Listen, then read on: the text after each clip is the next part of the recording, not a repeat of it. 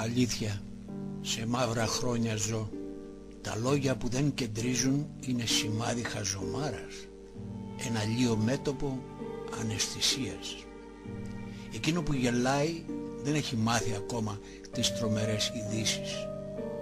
Μα τι καιροί λοιπόν ετούτη, που είναι έγκλημα σχεδόν όταν μιλάς για δέντρα, γιατί έτσι παρασιωπάς χιλιάδες κακουργήματα. Αυτός εκεί που διασχίζει ήρεμα τον δρόμο ξέκοψε πια ολότελα από τους φίλους του που βρίσκονται σαν άγκη.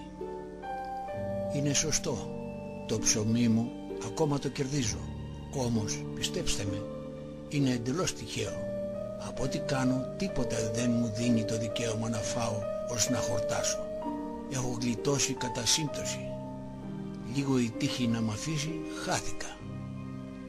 Μου λένε, φάει και πιες, να είσαι ευχαριστημένος που έχεις.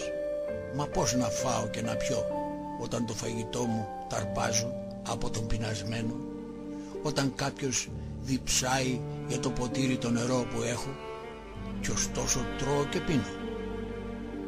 Θα ήθελα ακόμα να ήμουν σοφός. Τα αρχαία βιβλία λένε τι είναι η σοφία.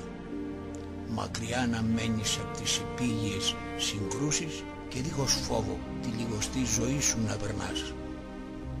Θεωρούν σοφό ακόμα το δρόμο σου να τραβάς αποφεύγοντας τη βία, στο κακό να ανταποδίδεις το καλό, να μην χορταίνεις τις επιθυμίες σου αλλά να τις ξεχνάς.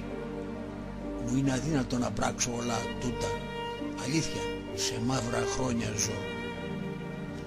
Ήρθα στις πόλεις την εποχή της Αναστάτωσης, όταν εκεί βασίλευε η πείνα. Ήρθα μες στους ανθρώπους στην εποχή της ανταρσίας και ξεσηκώθηκα μαζί τους. Έτσι κύλησε ο χρόνος που πάνω στη γη μου δόθηκε. Το ψωμί μου το τρώγα ανάμεσα στις μάχες. Για να κοιμηθώ πλάγιαζα ανάμεσα στους δολοφόνους. Αφρόντιστα δινόμουνα στον έρωτα και αντίκριζα τη φύση δίχως υπομονή. Έτσι κύλησε ο χρόνος που πάνω στη γη μου δόθηκε. Τον καιρό που οι δρόμοι φέρνανε στη λάσπη, η μιλιά μου με κατέδιδε στο δίμιο. Λίγα περνούσαν από το χέρι μου, όμως αν δεν υπήρχα, οι αφέντες θα στέκονταν πιο σίγουρα. Αυτό έλπιζα τουλάχιστον. Έτσι κύλησε ο χρόνος που πάνω στη γη μου δόθηκε. Οι δυνάμεις ήταν μετρημένες. Ο στόχος βρισκόταν πολύ μακριά. Φαινόταν ολοκάθαρα, αν και για μένα ήταν σχεδόν απρόσιτος. Έτσι κύλησε ο χρόνος που πάνω στη γη μου δόθηκε. Εσείς που θα αναδυθείτε μέσα από τον κατακλυσμό που εμάς μας έπνιξε, όταν για τις αδυναμίες μας μιλάτε, σκεφτείτε και τα μαύρα χρόνια που εσείς γλιτώσατε. Εμείς πεινάγαμε, εμείς περνάγαμε αλλάζοντας χώρες, πιο συχνά από παπούτσια, μέσα από ταξικούς πολέμους, απελπισμένοι, σαν βλέπαμε την αδικία να κυριαρχεί και να μην υπάρχει εξέγερση.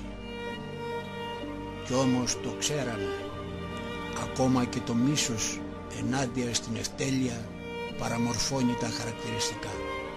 Ακόμα και η οργή ενάντια στην αδικία βραχνιάζει τη φωνή. Αλλήμωνο, εμείς που θέλαμε να ετοιμάσουμε το δρόμο στη φιλία, δεν καταφέραμε να είμαστε φιλοί ανάμεσά μας.